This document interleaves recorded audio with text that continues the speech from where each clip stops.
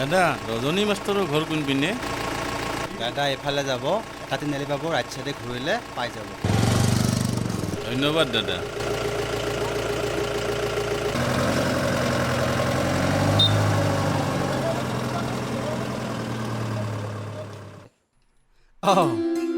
আহক আহক আহক।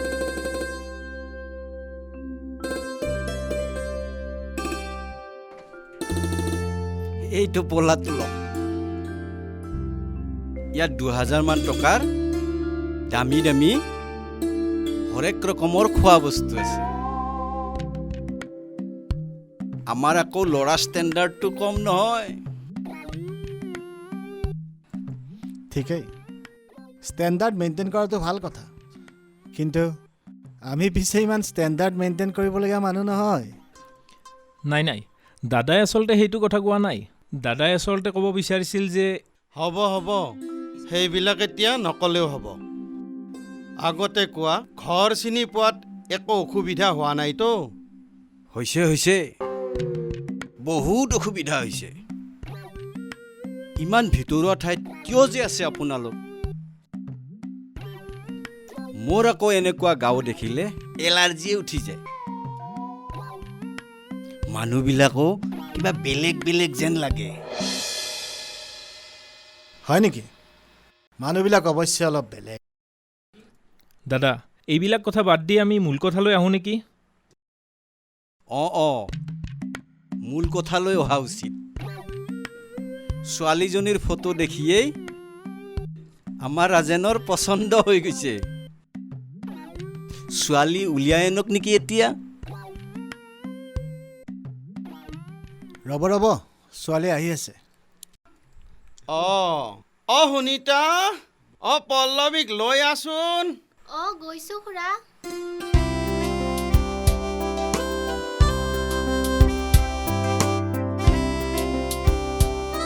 তামোল খাওঁ।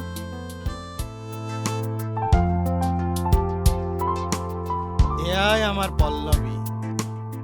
তাই সৰু হৈ থাকোঁতেই মাকজনী ঢুকাই থাকিল। বৰ কষ্টত ডাঙৰ দীঘল কৰিছোঁ তাইক। বৰ দুখ লগা কথা, উপায় নাই আৰু কি কৰিব।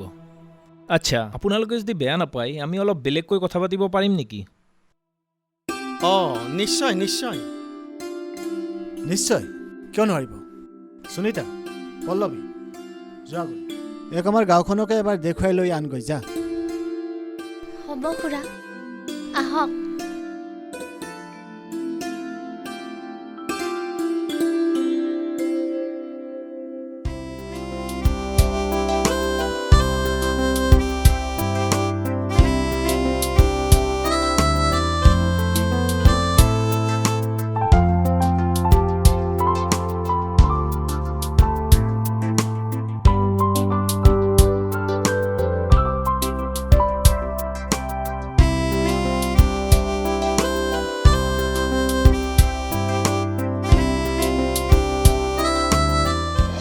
আমাৰ ৰাজেন বৰ ডিচিপ্লিনৰ ল'ৰা।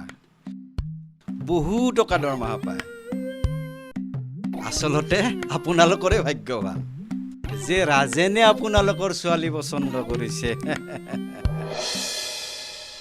মানে আমাৰ পল্লৱীটোৰ যোগ্য নহয় নেকি? নাই, মই সেইটো ক'ব খোজা নাই। আচলতে আমাৰ ৰাজেনৰ বহুত টকা, দৰমহাৰ টকা চুবই নালাগে। বাহিৰা টকাৰে চব হৈ যায়। হয় নেকি? ঠিকে আছে দিয়ক, বৰ ভাল কথা, বৰ ভাল কথা।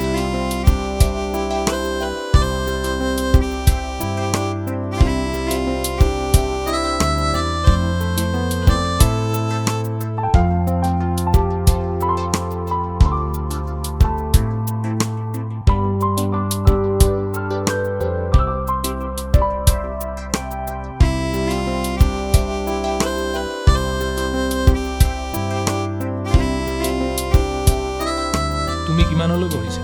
গ্ৰেজুৱেশ্যন কমপ্লিট কৰিছোঁ। তোমালোকৰ গাঁওখন বহুত ধুনীয়া, বুজিছা? নিজৰ গাঁওখননো কোনে বেয়া বুলি ক'ব? সেইটোও হয়। ব'লা এতিয়া যাওঁ। ব'লক।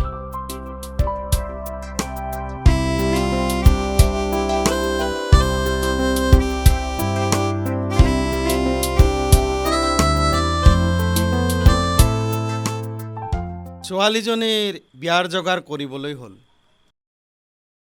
নে কি কোৱা অমৰ? তোৰ ল'ৰাজন পচন্দ হৈছেনে? তেওঁ ভাল নহয়। ল'ৰাজন মোৰ পচন্দ হোৱা নাই। কিয়? ইমান ধুনীয়া ল'ৰা আৰু ল'ৰাজনেতো চাকৰিও কৰে। ধুনীয়া আৰু চাকৰি কৰা হ'লেই সি কি পল্লৱীৰ যোগ্য নেকি? তেন্তে তেন্তে আৰু কি লাগে? দেশৰ উপযুক্ত নাগৰিক হ'ব লাগিব, সমাজৰ সৎ মানুহ হ'ব লাগিব, সৎ উপায়েৰে টকা উপাৰ্জন কৰি ঘৰখন চলাব পৰা মানুহ হ'ব লাগিব। এজন ঘোষখোৰ সাধাৰণ মানুহক লুটিপুটি দেশখন কংকা কৰা মানুহজন সমাজৰ শত্ৰু। আৰু এজন ঘোষখোৰ সমাজখনৰ শত্ৰু, দেশখনৰ শত্ৰুলৈ মোৰ একমাত্ৰ ভতিজীজনীক বিয়া দিয়াত মোৰ আপত্তি আছে, মোৰ প্ৰচণ্ড আপত্তি আছে।